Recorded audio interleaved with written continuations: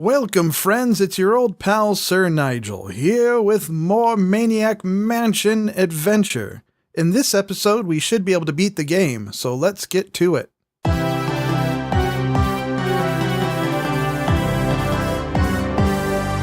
Okay, in the previous episode, we were able to get some items from the pool and some tools from the garage. So, we're going to fix the phone with the tools.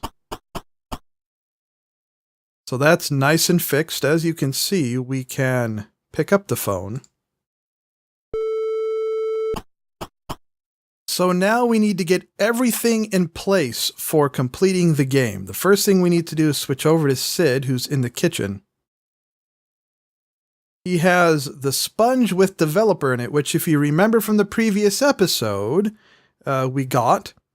This actually isn't anything we're going to use in this playthrough. This is used with a different character, but we do need to free up the sponge for a different use.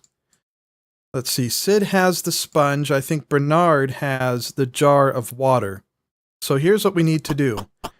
We need to get back to Bernard so we can give the sponge, or get back to Sid so we can give the sponge to Bernard. So now we need to switch over to Sid and give the sponge with developer to Bernard. Now, one way to empty out the sponge is to use it in the jar, and that gets rid of whatever is in the sponge. In fact, that's the only way I know of to normally empty out the sponge. But I think for this playthrough, I'll show you where you use the sponge, even though we're not going to use it. We're not using the character that would normally use the developer. But I'll show you where you use it just in case you want to play this later with the character that can use it. This is the floor where we first encounter the green tentacle. And this is this door here, right in front of the stairs. So you go in here. And this is the developer room, the photography room. There should be a red light right about in this section here. If we can find it. It's a little tricky to find. A little bit to the left over here. Maybe we need to walk farther into the room. Okay, it should be right there. So it's right there. There we go. Now this is the photography room. So normally you would take the sponge with developer. There it is. And use it in the developer tray. And now the developer tray has developer in it, so you can use that to develop some photographs if you're using the character that does photography and you have the photographs. Now, why did we do that? We did that because we want to use the sponge to empty out the jar of water, like that. So now it's just a regular glass jar. That's also the only way I know of to normally empty out the jar of water. We want to do that because we need to use the jar to get some very specific water in it. The water that was in the jar was from the sink in the kitchen, and we need to get water from the pool into the jar, and you'll see why very shortly.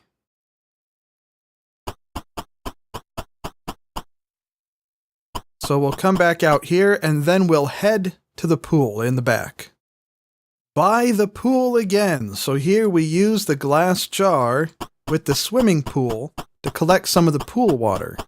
Now the reason for that is because even though it doesn't say anything different about the water, it still just says jar of water, the pool water is irradiated, so we need that to solve one of the puzzles.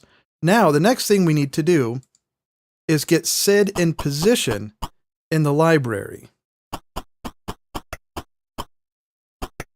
We need to get him by the phone for something we're going to try as we progress through the rest of the puzzles. So we get him over here in the library, right here. and get him right by the phone.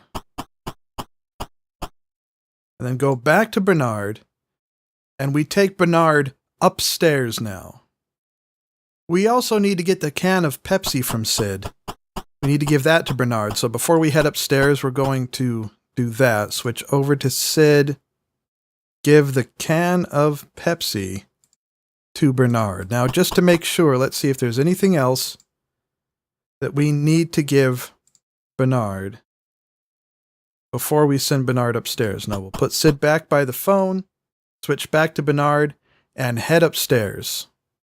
Another thing we need to do before Bernard heads upstairs is get Sid into the furnace room. Now, we can either do that by getting Sid thrown in the dungeon first, and then he can get into the furnace room, or we can get him in there directly using Bernard's help. And this is a lot quicker than having Sid go all the way upstairs so he can get thrown in the dungeon. So we'll just take care of that right now by using Bernard's help with that loose gargoyle, where you can pull on the gargoyle and it opens that door that leads to the furnace room.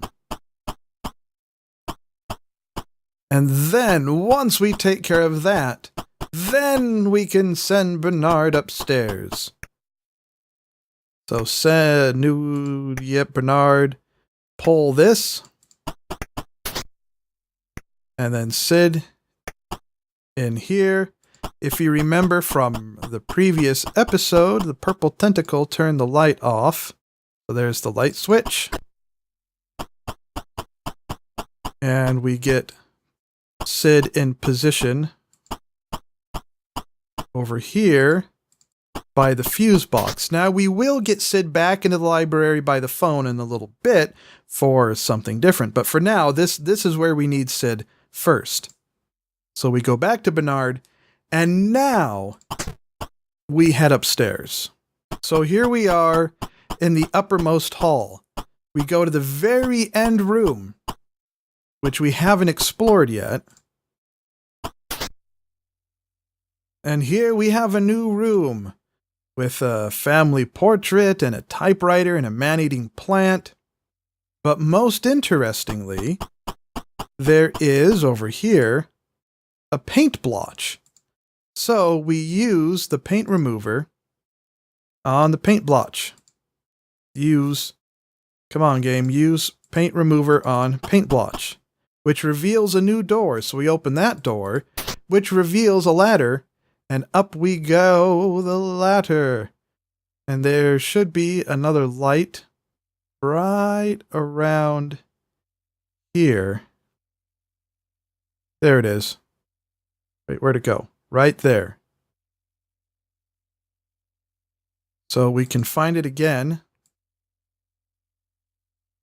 It is nice as they've continued to develop graphic adventure games that they've made it so you don't have to look for the various spots you can interact with using this method, having to use what is to find it and then having to find the command to interact with it, where all the spots are just highlighted as soon as you mouse over them. But anyhow, so this is what we have here. We have some wires, which obviously they need to be repaired.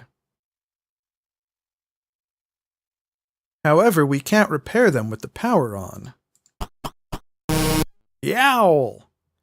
So what we need to do now is switch back to Sid, turn off the circuit breakers, switch back to Bernard, and then quickly, we could have done this part before too, open the radio that we found in the pool, which gives us some batteries. We'll skip that. We'll use the batteries in the flashlight, turn on the flashlight, and then fix the wires with the tools. And then quickly back to Sid to turn on the circuit breakers, like that. Now you can speed up that process a little bit by getting the batteries in the flashlight first.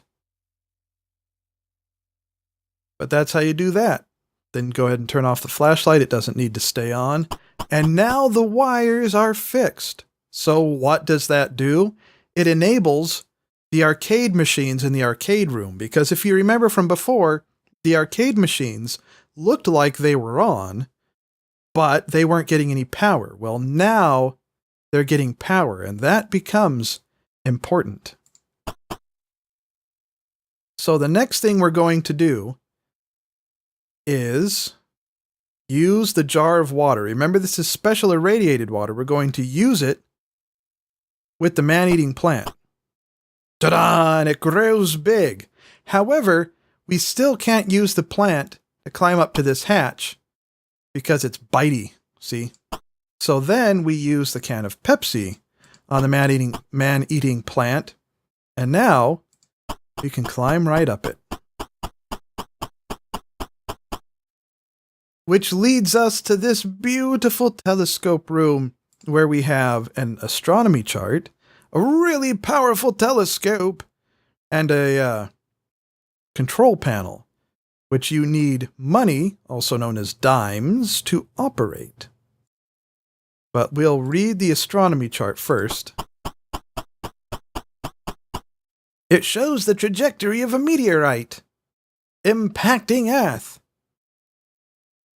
Use the really powerful telescope. And right now it's just looking at the tree by the pool. Now, in order to move the telescope, you have to use a dime in the control panel, and then you can use these left and right buttons. But in order for the telescope to show you something important, what you need to see to continue the game, there's something else we need to do first. We'll come down here, and we will position ourselves right outside of Edna's room. Then we'll switch back to Sid, and we'll send Sid back to the library, more specifically to the phone.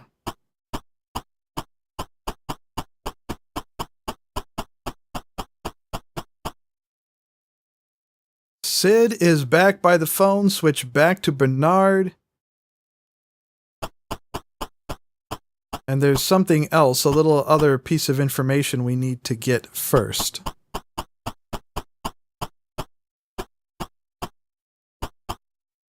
Come in here and then use the, where is it? The water faucet handle on the water faucet. Turn on the water faucet. And then turn off the water faucet. You can see for a good time, Edna, and then this number here, 5235. You use that with the phone. This is what happens when you call that number.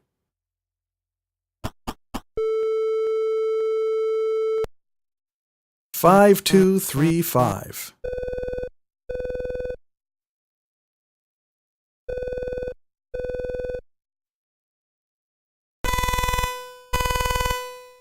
Now who could that be? Hello? Hello, who's there? Is this a prank phone call? It doesn't sound like a prank phone call. There's no heavy breathing. Here, let me show you how to do it.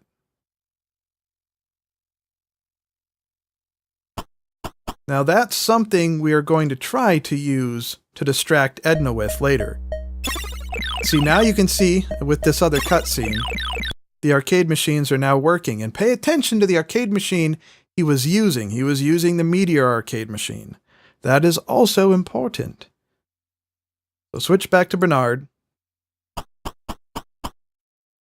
Before we go to the step of trying to distract Edna, there is something else I wanted to do in the backyard. I could have done this when I was picking up the water from the pool, but we're just going to do it now. In the backyard again, we want to head over to the garage. And we want to use the yellow key in the weird Edsel to make sure the purple meteor can't use this later on.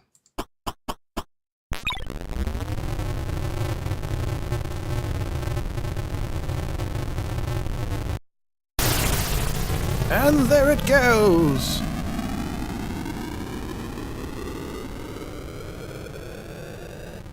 Off into space. So now you can see the garage has been completely destroyed, so you want to make sure you get everything out of the garage you need first before doing that, mainly the water faucet handle and the tools from the back of the car. So now we'll send Bernard back upstairs and position him outside of Edna's door, as we tried to distract her with a phone call. Back outside Edna's door. Now, I actually haven't tried to use this distraction method before. You can use the method where you send someone else into her room, so she leaves her room to go down to the dungeon, and then get in there, but then that adds extra walking back and forth. So we're going to try this distraction method to see if it works, because that would save some time. So we go back to Sid, and have him call the number again.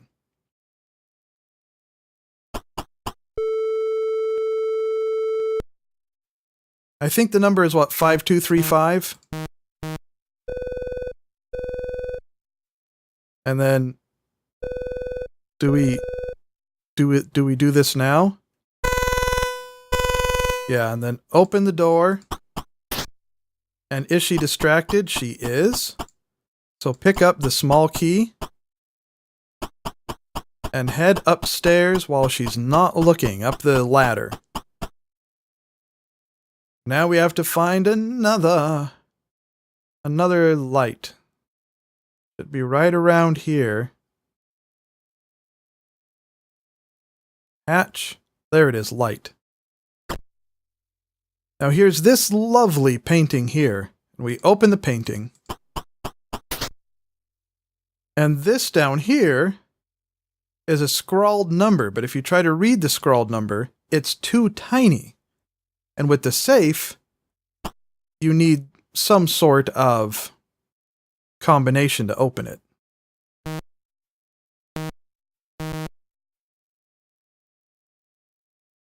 So, the way you find what the combination is, the way you read the scrawled number, is by using the telescope.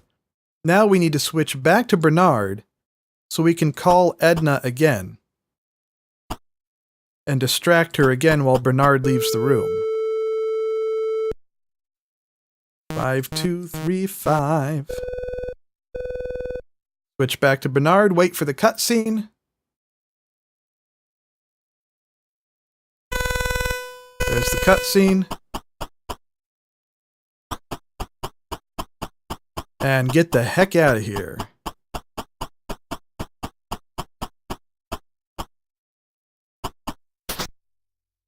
There we go, snuck past Edna. Now we head back up to the telescope.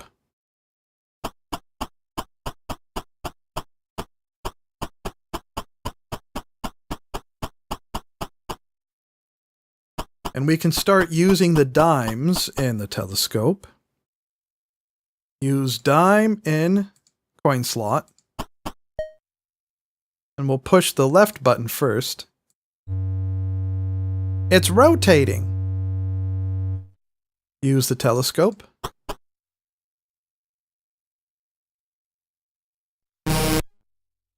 There's an alien!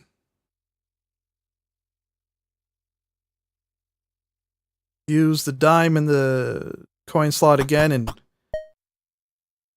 push it to the right this time. And that should put us back at the tree. Now remember, you find one dime in the room with the big radio, which is upstairs, and you find the other dimes from Weird Ed's piggy bank. So now we use another dime in the coin slot and push the right button again. Use the really powerful telescope, which gives us a view of part of the house. And use one more dime in the coin slot and push it to the right again.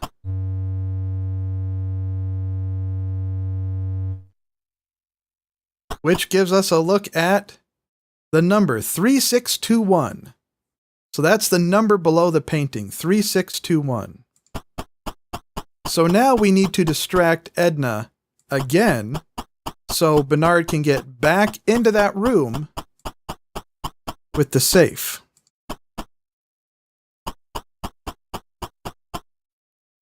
So come stand outside her door, switch over to Sid. Then use the phone. 3621-5235, I think was the phone number. 3621, though, is... Remember that one, that's the safe number. That is right, isn't it? We might have to check again.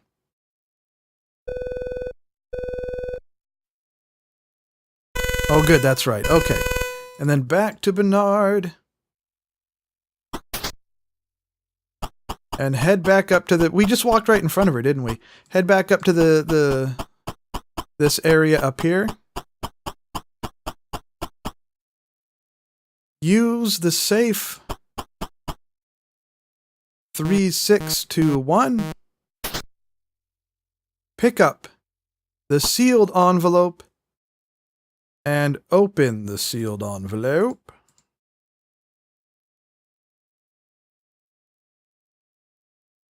There was a quarter inside the envelope.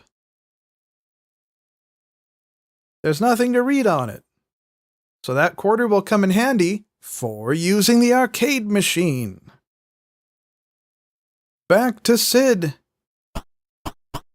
to use the phone again.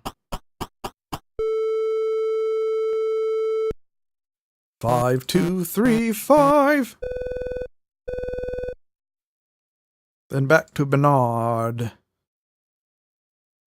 Bernard. Right we go. Here we are. Going to stroll along. Open the door. Excellent. So, now, the next thing we need to do...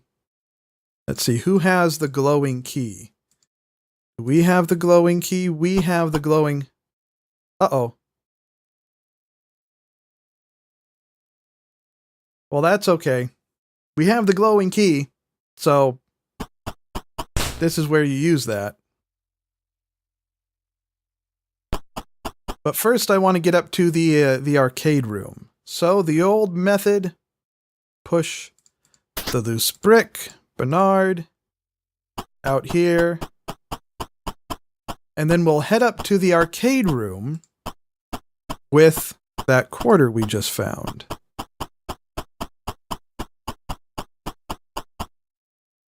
To the arcade room!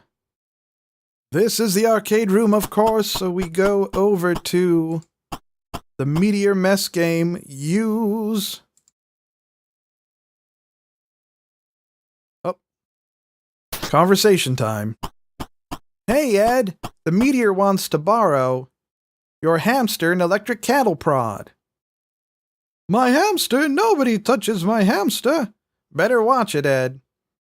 You're going to make the Meteor unhappy.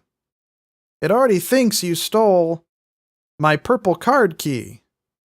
I don't know what you're talking about. I can't get to the Meteor without it, which is a clue, by the way, something to keep in mind, which we'll actually need pretty soon here. Okay, so use the quarter in the coin box.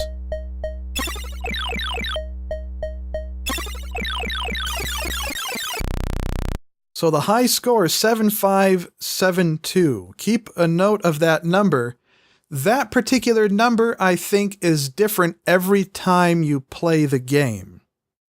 So you always have to check the arcade machine because I think that number changes. So 7572. Now, if you need to get your quarter back again because you need to look at the number again, that's what the small key is for. That we got from Edna's room. Use it in the coin box. It opens up the coin box. There's a quarter right there. So we can pick it up and close the coin box and use the quarter in the coin box again. So that way you can get another look at the number if you need to. 7572. Remember the number.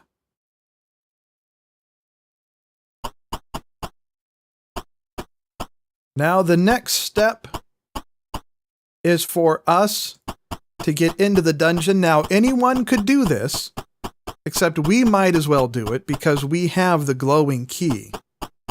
So whoever has the glowing key can do this once you find out the number from that arcade machine. So we'll just get Bernard up here to say hello to Edna so he can get down into the dungeon.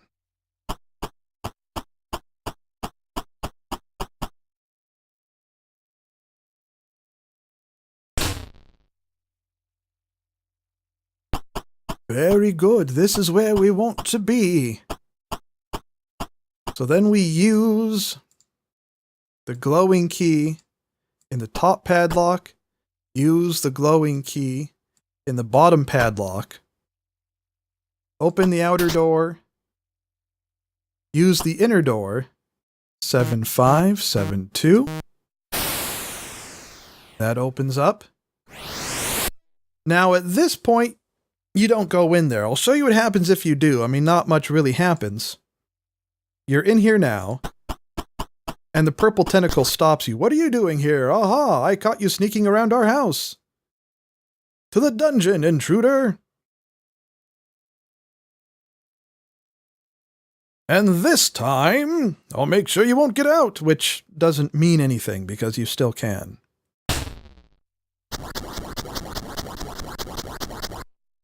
So we come back here, and once again, use the glowing key in the top padlock, use it in the bottom padlock, open the door, and use the pad thingy 7572. Oh, goodness. Excellent. And there you go. Now we need to get Bernard back out of the dungeon with our little pushy brick trick.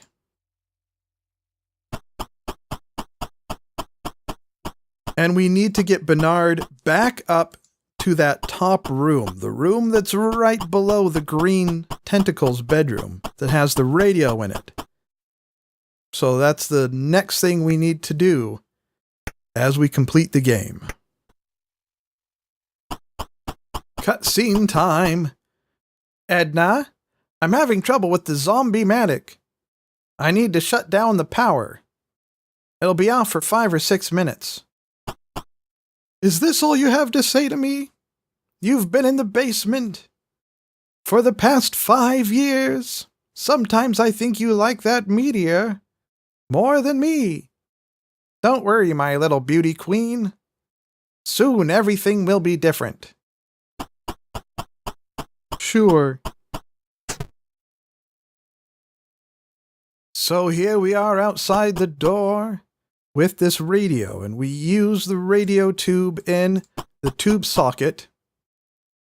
And now we switch over to Sid, and we want to make sure that Sid is actually in the dungeon for the next part.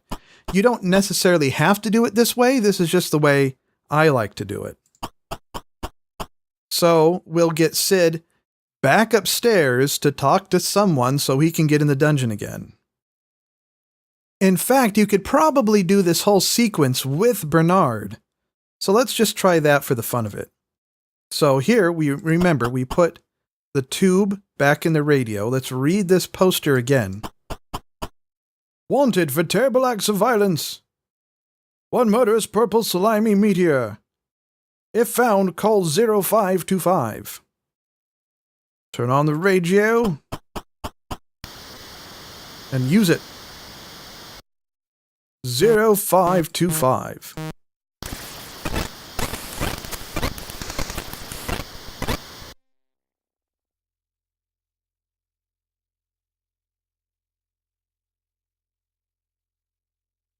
This is the Meteor Police. Uh-huh. You found the murderous purple meteor? I'll be there in 5 minutes. Oh, make sure the lab is unlocked. As for you, keep it under light speed.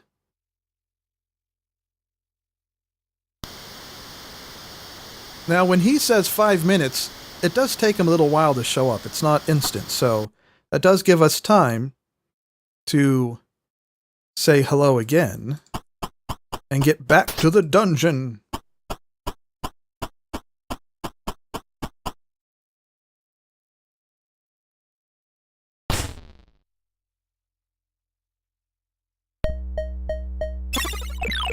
And he's playing the game again. And now we basically just wait. Oh, she found Sid too, hanging outside of her room.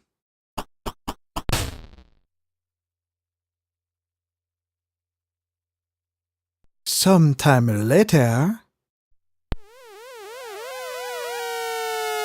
Ah, here we go.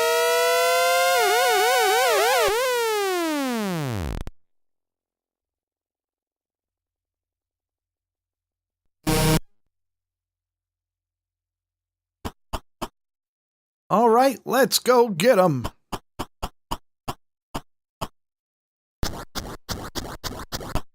Don't bug me, sucker face.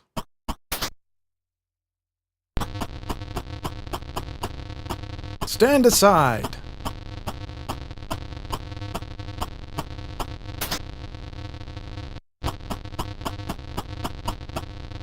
So, it's you, slimy purple meteor.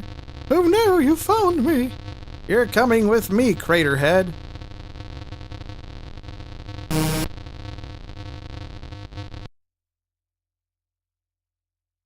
So we've almost beaten the game. Now we can pick up what that guy left behind, the badge. And come in here. Don't make sure what are you doing here? Where's the badge? Here it is. Use badge or give badge to. You're with the Meteor Police. Dr. Fred made me do it. He forced me to go along with his plan. It's all his fault. I'm innocent. He's right in there. Get him, arrest him, kill him. He's mad. I'll help you. I'm your friend. You can trust me.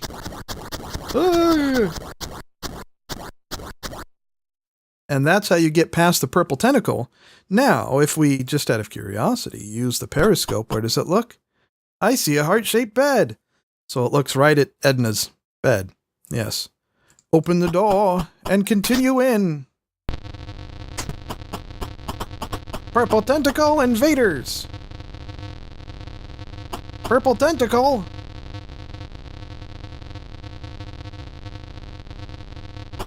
So, you've gotten past all my safeguards.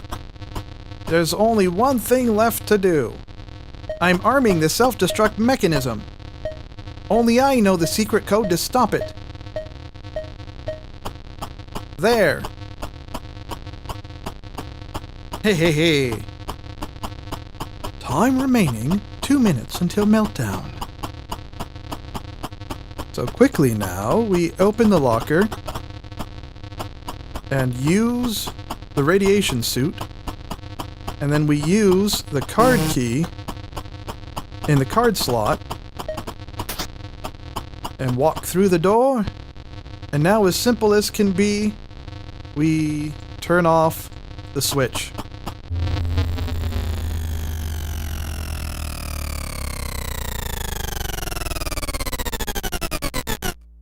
Oh, what happened? I feel much better now. I'm free of this machine's control. But wait! The self-destruct sequence was initiated. I'll try to turn it off. I did it!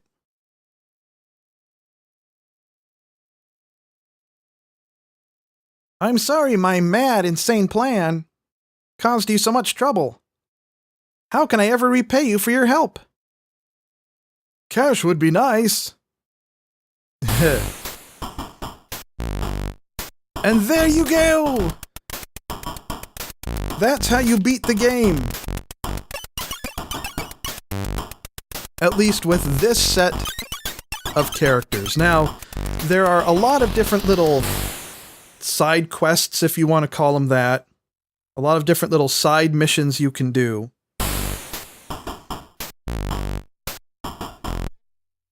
So the game is certainly worth playing to check out some of those little side puzzles you can play through and solve with some of these other characters. And there are different ways to beat the game with different characters, but that's how you do it with this set of characters. So I hope you have enjoyed watching this Maniac Mansion adventure series. If you did, certainly subscribe and like our wonderful things to do. And tune in again next time for more games and more fun.